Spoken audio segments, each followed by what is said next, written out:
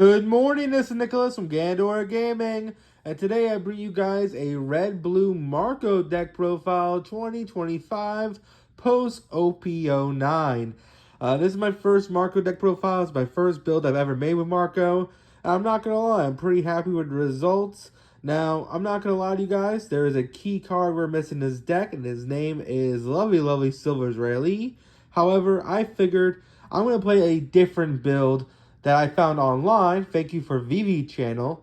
They're a really cool YouTube channel. They made a really cool deck profile on this Marco leader, and they went with a revolutionary army build. They didn't even play 9-drop Sanji, didn't play 8-drop Lovely Silver Israeli, and it was actually a really cool concept, and I wanted to expand upon it. And I wanted, after a couple of days of playtesting, I come up with a really cool build. So let's get straight into this. So first things first, this is our second red-blue leader that we've ever received. There's only 2 red-blue leaders in the entire game of One Piece, except Caesar Clown, what we get in a month. Of course, we have Vivi from OP04. This is our OP08 leader, and of course in OP010 we get Caesar Clown. So let's talk about Marco. He is a Whitebeard pirate leader, and he is 1 Dawn, activate main, draw 1 card, then place 1 card for the top or bottom of your deck in any order. Then give up to one of your opponent's characters minus 2,000 power this turn. This is a very powerful 4-life leader, if not one of the strongest 4-life leaders in the game. His whole gimmick is that he's using the abilities of red in order to reduce the power of characters in order to KO them. He feels like a black deck in the gimmick of we're trying to remove all our opponent's characters.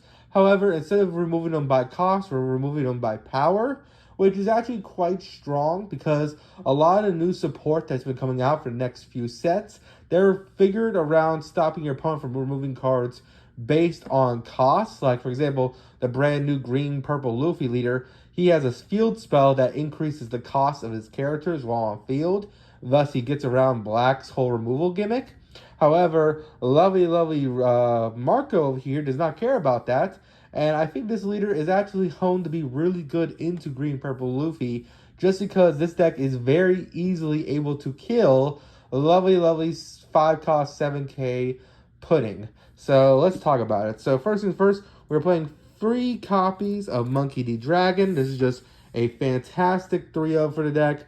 Of course, it's the 8-9 with Rush. It's your game closer. It's one of the best cards in the game for red.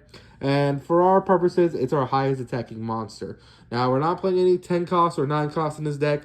There's obviously builds where you're sitting around playing out 9 costs, lovely Sanji, and Sanji playing out another character for free on your 9 to 10 non-turns. But this deck's whole gimmick is removal. We are focusing on the removal aspects instead of the cascading aspects. And I don't know, I feel like Monkey D. Dragon is just a really solid card for this deck. The fact he puts the Dawn onto a leader or character, the fact he's at 8-9 that can rush, really insane card. Now this card is just absolutely fantastic. This card was built for Marco, and that would be 3 copies of Edward Newgate.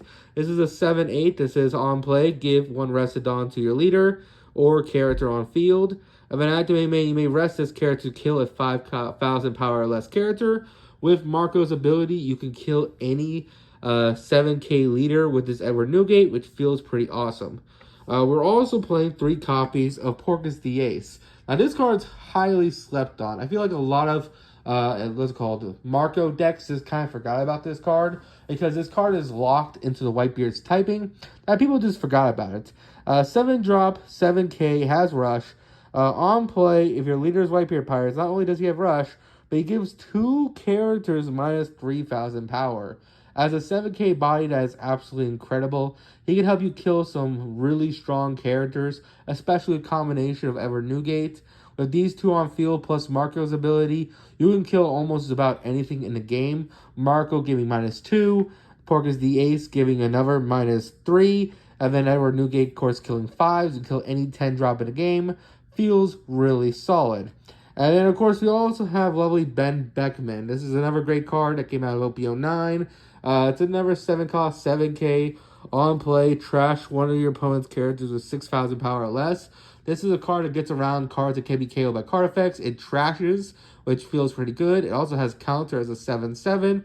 And with Marco's ability, you can kill any 8,000 power character in the game. That includes Whitebeard himself, Ace, or any other pesky monsters you might run into in the One Piece card game.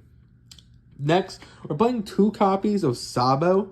This card's pretty interesting. It's a 6/7, no counter, but it says on play, KO to 2 of your opponent's characters with a total power of 4,000 or less. It's actually quite strong. There's a lot of 0 power characters in the game, and there's a really cool times where on your 7 Dawn turn, your opponent might have a 0 cost character plus an annoying like 6,000 power character, and then with leader ability you can kill both because Sabo can kill as many characters as possible as long as it equals 4,000. So if you can minus a whole bunch of characters on field, then Sabo can kind of clean house, wiping multiple monsters on field, which feels pretty good. Now that is it for the high cost characters and the non-counter cards, even though lovely Ben Beckman does have counter. Also, Ben is just insane into Green Smoker. Luckily, well, not Green Smoker himself, but against Kid, because luckily with the ability of our Marco plus Ben Beckman, you can just kill an 8-cost Kid. So that feels really good. You're trashing it, which feels pretty awesome. So keep that in mind. Next, we're playing, of course, 4 copies of Imperial Ivankov.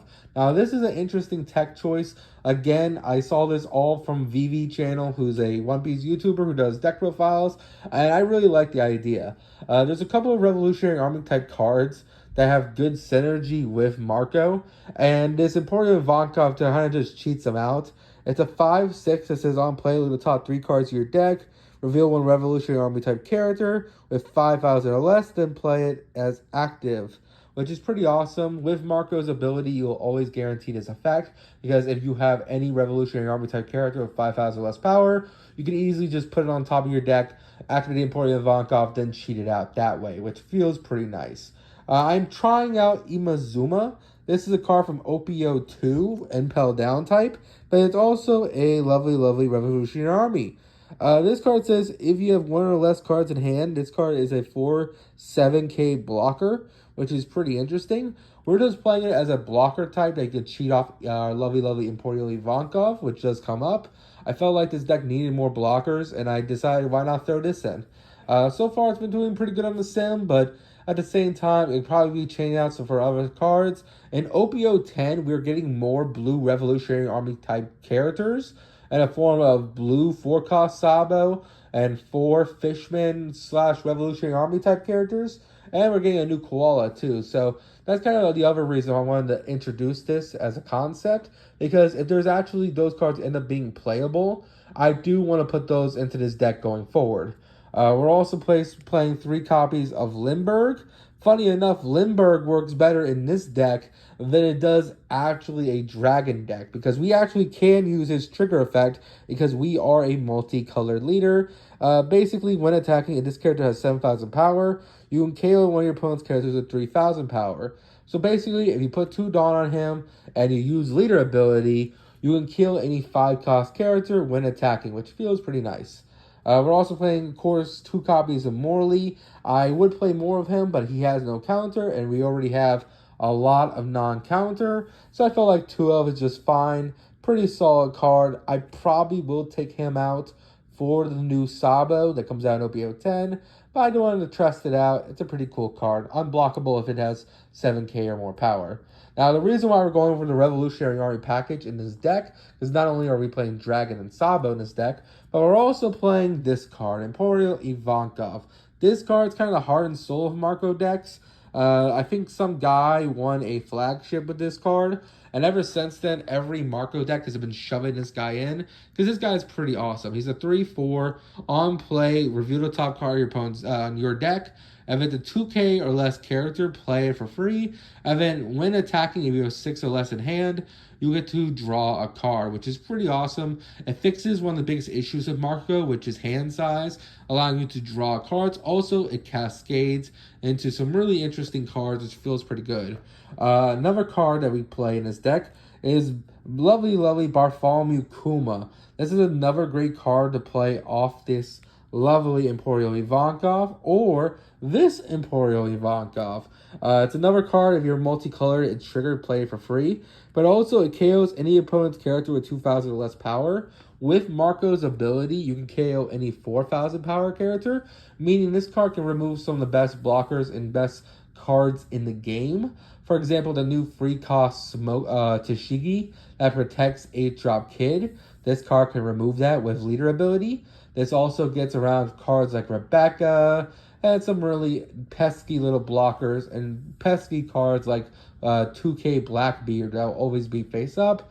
This card kind of gets around that, which feels pretty nice. We're also playing 4 copies of Duval. This is another blocker we're playing. I wish it was Revolutionary Army type. It was between this and the Joe Bonnie card, which is another Revolutionary Army type 2K card. However, I felt like this is just better. Like, it's not Revolutionary Army type, but I ended up cutting the Searcher anyway. Anyway, this is a 2-1, 1,000 counter, on play. Look at the top 3 cards of your deck and then place them in the order. So with leader ability, you can put this into life, put this into the top of our deck, play out this Ivankov cheat out either this, minusing another character by killing a character with 4,000 power, or playing out a blocker, stacking your deck even further. To go with this concept, we're also playing 4 copies of Hataru. I'm not really sure how to pronounce this card, but this card is pretty cool. This came from OP03, I believe. And it basically says, activate main, give 1 rested Dawn to a leader or character. It's another character you can be played off with our lovely Emporio Ivankov. And by giving 1 rested Dawn to our lovely leader, it basically allows us to cheat out characters that we couldn't usually do. Because of our decks having to have the exact amount of Dawn, it allows us to do leader effect while having the exact amount of Dawn to play out one of our bigger characters in order to K out a character, which feels pretty good. It's also 1K. Now, I will say this card was this Bello Betty. You could play this instead. We're playing enough Revolutionary type cards. If you want more consistency that way, you could easily switch these in for Bello Betty. However, I feel like we're already stacking our deck and drawing every turn because we're always mulliganing 1 card in our hand. Not to mention this is stacking our deck and these are cheating out cards. I felt like we didn't need a Searcher, but if you want, you can easily switch these out for Bello Betty. However, Bello Betty cannot be used for leader ability. The final card that we are playing that can be cheated off this Emporio Ivankov is 4 copies of Charlotte Pudding. This card's absolutely incredible. It's just a 2K that has the ability to return itself back to hand. So with this Emporio Ivankov, you can play this from deck, then use the Charlotte Pudding's effect to add itself back to hand. So this card basically searches you a 2K, which feels really nice. And then finally, for the final card, we're playing 4 copies of Otama, because Otama is just a fantastic card. It's a 1 cost that minuses 2K power. We're not playing the Whitebeard Pirates version, Fatch, just because it makes you lose a life, which is just not worth it. So that is it for the deck profile. I hope you all enjoyed. This is 50 cards exactly. We have 3 Dragon, 3 lovely Whitebeard, 3 Ace, 3 Ben Beckman, 2 copies of lovely Sabo, 6 costs. We're playing 4 copies of Emporio Ivankov 5K, 4 copies of the 3 cost Emporio Ivankov, 3 copies of our lovely Itazuma, 4 copies of our Bartholomew Kuma, 3 copies of our Limburg, 4 copies of our Duval, 2 copies of our lovely Morley, 4 copies of Hataru, and then finally 4 copies of Pudding, and 4 copies of Otama, equaling 50 cards. So I hope you all enjoy. Don't do anything stupid. See you all next one, and bye-bye.